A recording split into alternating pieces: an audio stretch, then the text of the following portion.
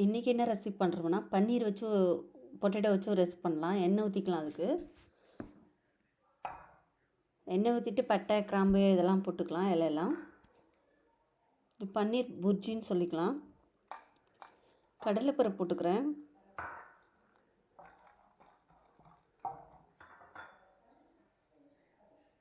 சோம்பு போட்டுக்கலாம்.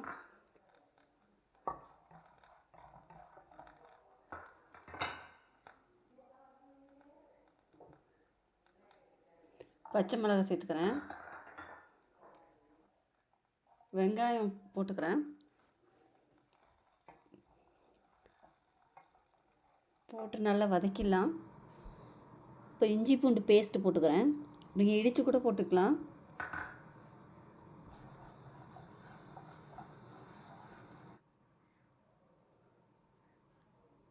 இப்போ தக்காளி பேஸ்ட்டு போட்டுக்கலாம். அப்படியே கூட போடலாம். அது தக்காளி பேஸ்ட்னால் கிரேவி கொஞ்சம் நிறைய வரும். அதனால் தக்காளி பேஸ்ட்டு போட்டுக்கிறேன்.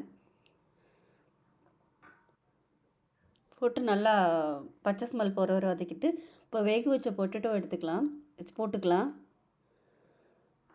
இது பொட்டேட்டோ போடாமல் கூட பண்ணலாம். பன்னீரை மட்டும் வச்சு போடலாம்.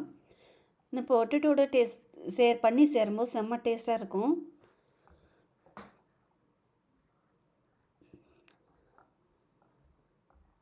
இது ரொம்ப மசியணும்னு அவசியம் இல்லை.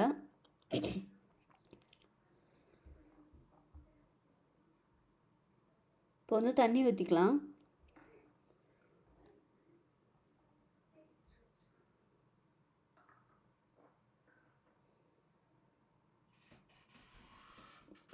சால்ட்டு சேர்த்துக்கிறேன் கொஞ்சம்.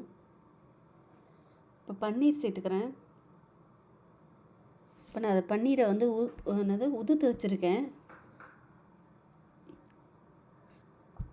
அதை சேர்த்து மிக்ஸ் பண்ணிக்கலாம். நீங்கள் முழுசாக கூட போடலாம். ஆனால் வந்து இந்த மெத்தடில் பண்ணும்போது அது ஒரு டேஸ்ட்டாக இருந்துச்சு.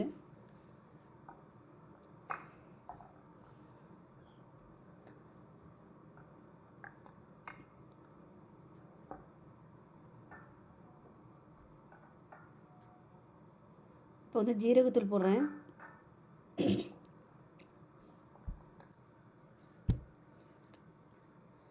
இப்போ லைட்டாக தண்ணி ஊற்றி மிக்ஸ் பண்ணிடலாம்.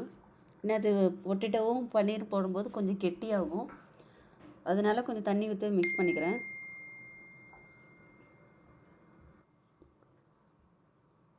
இப்போ கொத்தமல்லி போட்டு இறக்கிடலாம். செம்ம டேஸ்டான பன்னீர் ரெடி ஆயிடுச்சு. பாய். என்ன ஆச்சுன்னு